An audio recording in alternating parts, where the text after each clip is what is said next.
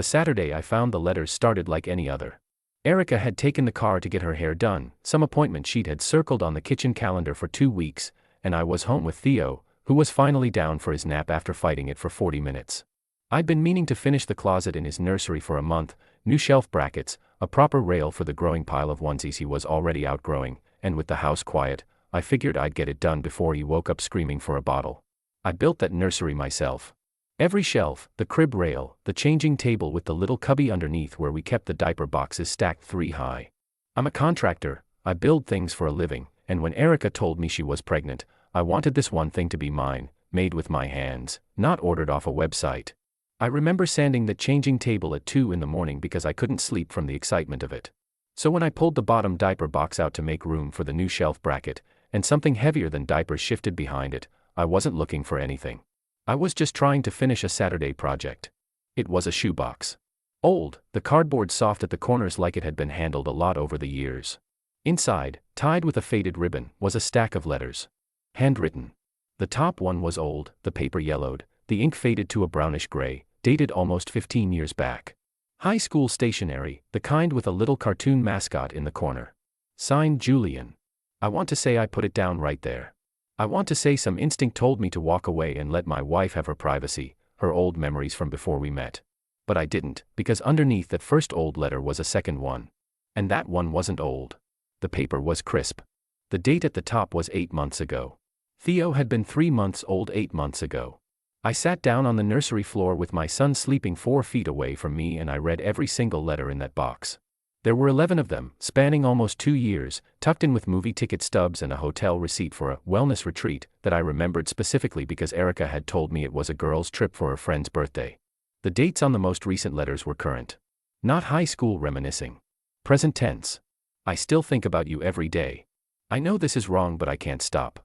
Words like that, in Julian's handwriting, tucked under our son's crib.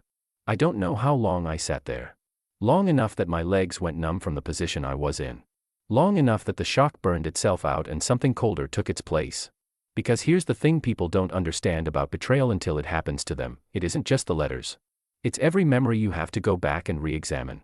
I thought about how Erica had come home from her yoga class glowing 11 months ago, how she'd kissed me at the door like she meant it, how 3 weeks later she told me she was pregnant and I cried in the bathroom because I was so happy. I thought about how she'd rubbed my shoulders after 12-hour framing jobs and told me she didn't know what she'd do without me. I had given that woman 6 years. I'd moved 2 hours from my own family because her teaching job was here. I'd built her son's nursery with my own hands while she was 3 states away at a wellness retreat, writing love letters to a boy from 10th grade biology. I put the letters back exactly as I found them. Then I picked my sleeping son up out of his crib, careful not to wake him, and I carried him to my truck and sat in the driveway until Erica's car pulled in 40 minutes later. She waved at me through the windshield like it was any other day. Like nothing in the world had changed. And in her head, nothing had, because she didn't know I knew yet. I let her get all the way to the front door before I got out of the truck with Theo on my hip and the shoebox under my other arm. The look on her face when she saw what I was holding, I will remember that look until the day I die. All the color left her at once, like someone had pulled a plug. Stefan. 11 letters, Erica.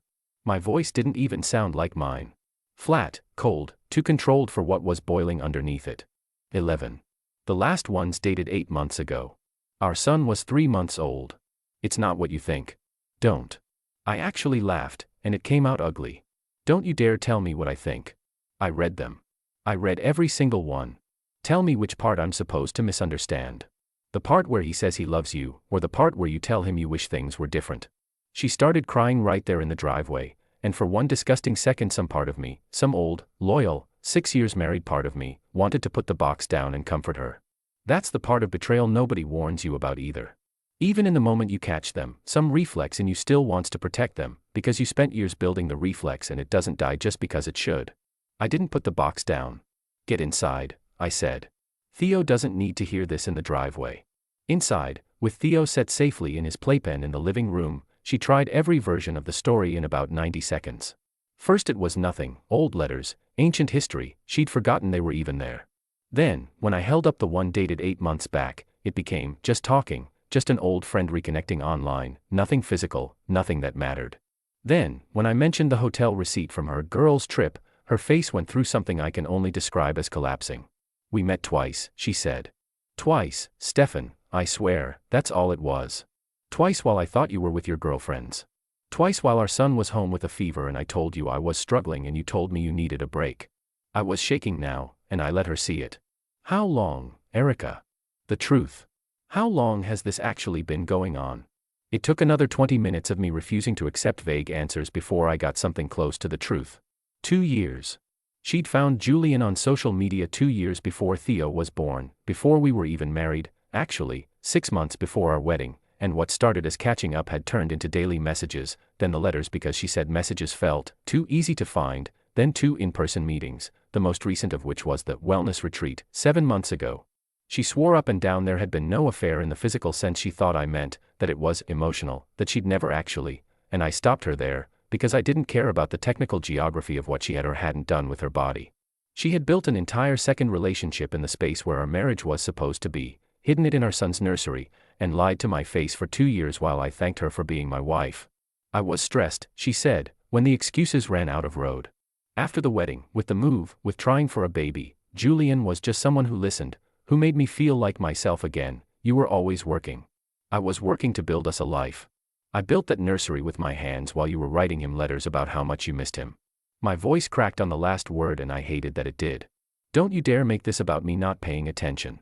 You had 2 years to tell me you were unhappy. You chose to lie instead. She reached for my arm and I stepped back like her hand was fire. It's over, I said. Not a break. Not counseling. Over. Tonight. I went to the mantel where our wedding photo sat in the frame I'd made her for our first anniversary, cherry wood, hand-carved, the kind of thing I was proud of, and I took it down and I threw it into the fireplace, glass and wood and all.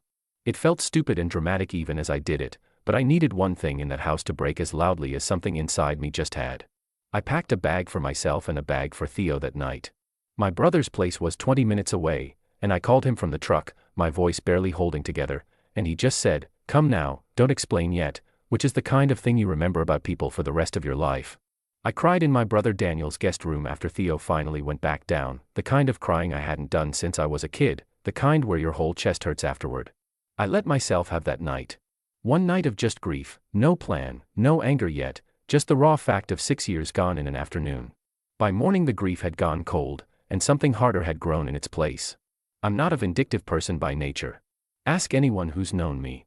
But I have a son who is going to grow up and someday ask me why his parents split, and I decided that morning that when he asked, the answer was going to be the truth, told plainly, with nothing hidden, because hiding things was what had broken this family in the first place. If the truth ruined her, that wasn't cruelty. That was just what happens when 2 years of lying finally meets daylight. My sister Claire came over that first week and found me at Daniel's kitchen table with a legal pad, writing down everything, dates, the yoga classes, the girls' trips, the amounts I remembered moving out of our joint renovation savings that I'd never quite been able to account for. Claire's a paralegal. She didn't say much, just pulled up a chair and started helping me organize it into a timeline. You need a lawyer before you need anything else, she said. Someone who does custody work specifically. Today, not next week. Daniel found me one, Grace Holloway, who'd handled his own divorce 2 years earlier and who he swore was the most thorough person he'd ever worked with. I called her Monday morning, and the first thing she told me was to stop talking to Erica about anything except Theo's schedule, and to start writing everything down, every interaction, every text, with dates. The timeline Claire and I built got uglier the more we dug into it. I pulled up our joint savings account, the one we'd been putting money into for 2 years to redo the kitchen, and found withdrawals I'd never questioned because Erica always had an explanation ready. A spa weekend. A conference for work. A surprise she was planning for my birthday that never appeared. When I actually added it up and matched the dates against the letters, almost $6,000 had gone toward her time with Julian, hotel rooms, gifts, a bracelet I found a receipt for that I'd certainly never seen on her wrist. Grace said that mattered, that dissipation of marital assets was something a judge would care about, and I felt something settle in me that was almost relief. Not because I wanted the money back, particularly. Because it meant the lies had a shape now. A shape I could hold up to the light. Claire found something else, too, poking around what she called, just checking. Don't get mad, Julian wasn't single. He had a wife. A woman named Renee, married 4 years, no kids yet, a profile full of anniversary posts calling him her whole world. I sat with that for a full day before I decided what to do with it. Part of me wanted to let it go, he wasn't my problem, only Erica was. But I kept thinking about Renee finding out the way I had, alone, blindsided, and I decided nobody deserved that particular kind of ambush if I had it in my power to spare them from it. I didn't message her with rage or drama. I found her professional email through her employer's website and I wrote 3 sentences, that I had discovered a 2-year correspondence between my wife and her husband, that I had documentation if she wanted it, that I was sorry to be the one telling her. I attached copies of 2 of the letters. Nothing more. She wrote back 4 days later. 1 line, "Thank you for telling me. I needed to know." I never heard what happened between her and Julian directly, but Claire, who'd stayed half-friendly with a few people in Erica's circle purely for intelligence purposes, told me a month later that Renee had filed for divorce and that Julian had moved out of their house within 2 weeks of my email. Whatever he'd been telling Erica in those letters about missing her, about wishing things were different, he apparently hadn't been willing to actually blow up his own life for her. He'd just been willing to let her blow up mine. Grace filed the divorce paperwork the same week, along with a request for primary custody, built on the timeline Claire and I had put together, the pattern of deception, the falsified explanations for her absences, the financial withdrawals, all of it laid out clean and undeniable. I wasn't trying to be cruel. I was trying to make sure that when a judge looked at who Theo's life should be built around, there was no question. I didn't go out of my way to tell the whole town. I didn't need to. Erica taught 3rd grade at the elementary school 2 blocks from where we used to live, in a town small enough that everybody's business eventually became everybody's business whether you wanted it to or not. When people asked me directly, and people did, carefully, the way people do, I told them the truth. Not gossip, not embellishment. Just, she'd been writing letters to an old boyfriend for 2 years and hid them in our son's nursery, and I found out and left. People drew their own conclusions from there, and increasingly those conclusions weren't kind to her. Claire told me a few parents at the school had quietly requested their kids be moved to a different teacher's classroom the following semester, not because of anything Erica had done in the classroom, but because small towns don't separate a person's private failures from how much they're willing to trust that person with their children. I didn't orchestrate that. I didn't need to. Truth has its own gravity once it's let out of a box. Erica's parents I told myself, in person, because I felt they deserved to hear it from me rather than through the town rumor mill. Her mother cried. Her father, a quiet man I'd always gotten along with, just nodded slowly and said, "I always wondered why she seemed so far away sometimes." I don't know exactly what happened in that family after, but I know Erica stopped mentioning her parents much in the months that followed, and I know her mother started calling me directly to ask after Theo, which told me enough. The consequences kept stacking after that, not because I was pushing them but because that's what happens when 2 years of lying finally catches up with a life all at once. Erica lost her closest friend, a woman named Priya who'd been in our wedding, when Priya found out Erica had lied to her too about where she'd been on the girls' trip that had actually been a hotel room with Julian. Priya called me, of all people, just to apologize for not seeing it, which I told her she had nothing to apologize for. Erica tried to fix it, of course. They always do, once the walls start coming down around them. She called me nightly for the first month, crying, saying she'd made the worst mistake of her life, that she loved me, that Julian had meant nothing compared to what we had. I let the calls go to voicemail and only responded, through Grace, about Theo's schedule. She showed up at Daniel's house once, unannounced, on a Tuesday evening, and I stood in the doorway with Theo on my hip and told her she could not show up places uninvited, that if she wanted to see her son it would go through the custody schedule Grace was drawing up, nothing else. She sent long texts I stopped reading past the first line. She showed up at the courthouse the day of our first hearing looking like she hadn't slept in a week, and tried to catch my eye in the hallway like 6 years of marriage might still count for something in that particular room. It didn't. Grace's timeline did the talking that day, and the judge granted me primary custody with Erica getting supervised visitation to start, pending a full review, a direct result, Grace told me afterward, of the pattern of dishonesty and the financial withdrawals nobody could explain away. The last time she showed up somewhere uninvited was at Theo's daycare, trying to pick him up on a day that wasn't hers. The staff, thankfully, followed the custody paperwork we'd filed with them and called me before releasing him. I didn't scream at her over the phone that night. I just told her, calmly, that if it happened again I'd be asking Grace about a formal no-contact order regarding pickups, and that every uninvited appearance only made her look worse to the judge who'd be reviewing the custody arrangement in 6 months. She didn't try again after that. By the time the initial custody order was 6 months old, the woman I'd married had become someone I barely recognized from a distance, and I mean that literally, because Claire mentioned once, almost gently, that she'd run into Erica at the grocery store and hadn't recognized her at first. She'd lost weight in the wrong way, not the healthy kind. She'd taken a leave of absence from teaching that spring, officially for personal reasons, though everyone in town understood what that meant.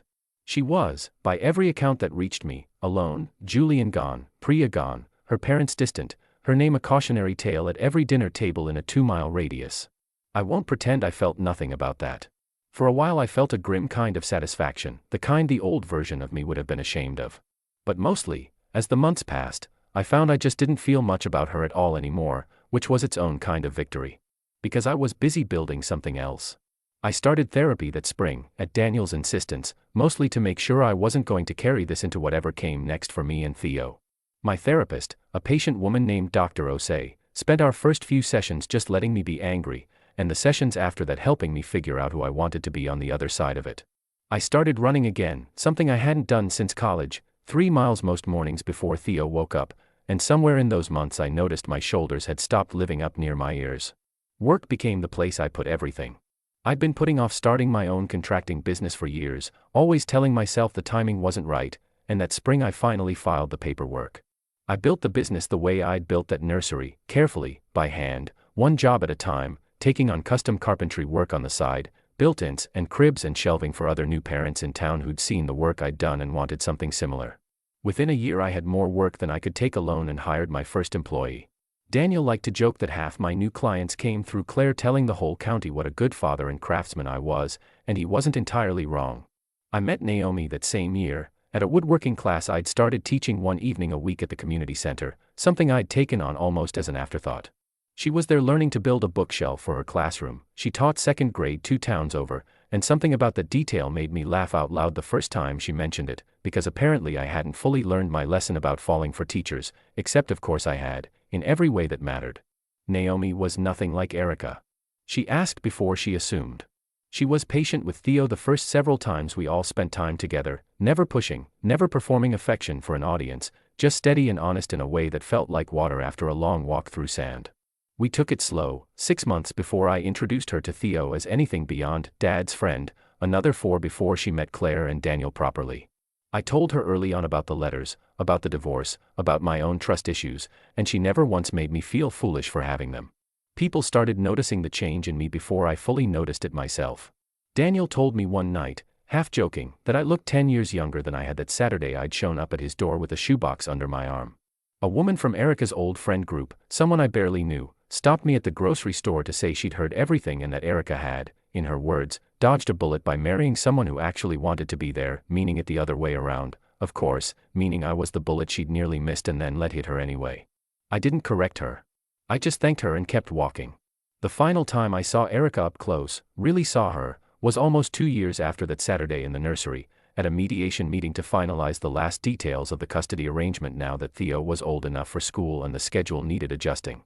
She'd asked, through her new lawyer, if she could speak to me privately for 5 minutes afterward, and Grace, sitting beside me, told me it was my choice entirely. I said yes, mostly because I wanted to see for myself that I really was as far past it as I felt. She looked tired in a way that went past a bad night's sleep, thinner, older around the eyes than 2 years should account for, wearing a cardigan I remembered from before, hanging looser on her now. I was coming from a job site and hadn't changed, sawdust still on my boots, and I noticed her eyes catch on how solid I looked compared to her, and something like grief crossed her face at the comparison. I know I don't deserve 5 minutes, she started. I just needed to say it to your face. I ruined the best thing I ever had. I think about it every single day. Julian was never, he was never what you were to me, and I threw it away for something that wasn't even real, and I don't expect you to forgive me, I just needed you to know I know. She kept going, the way people do when they've rehearsed something too many times alone in their car, how she'd lost her job for good that fall, how her parents barely spoke to her, how she'd give anything to go back to that Saturday and just tell me the truth instead of hiding those letters. She was crying by the end of it, quietly, the kind of crying that comes from someone who has done a lot of it in private and has gotten efficient at it. I let her finish completely before I answered, because I didn't need to interrupt her to make my point. I used to think about that Saturday every day too, I said. For a long time. Now I mostly don't think about it at all, which took a lot longer than I expected but got there eventually. I picked up my jacket from the back of the chair.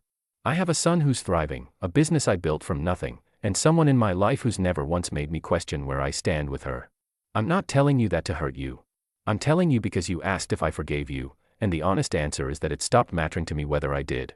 You gave 2 years of our marriage to a shoebox of letters instead of to me. I gave the 2 years after that to building a life that doesn't need you in it. I think we're square. She didn't say anything else.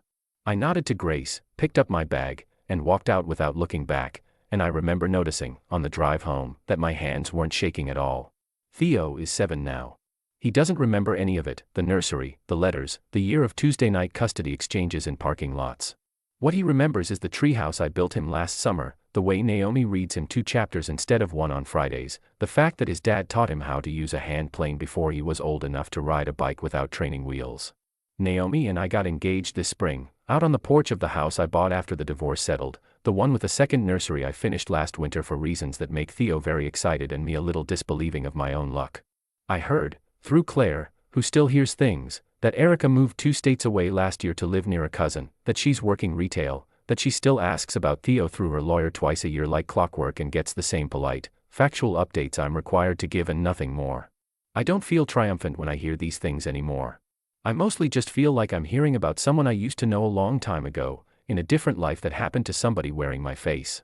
Sometimes, sanding a shelf out in my workshop on a quiet evening, I think about that Saturday, the diaper box, the ribbon, the 11 letters that ended a marriage and, somehow, started everything that actually mattered. I wouldn't undo it if I could. I know exactly what I'm worth now, and exactly who's worth building a life around, and most evenings, watching Theo chase Naomi around the backyard while the last light goes gold over the fence I built with my own hands, I think that's the only ending I ever really wanted.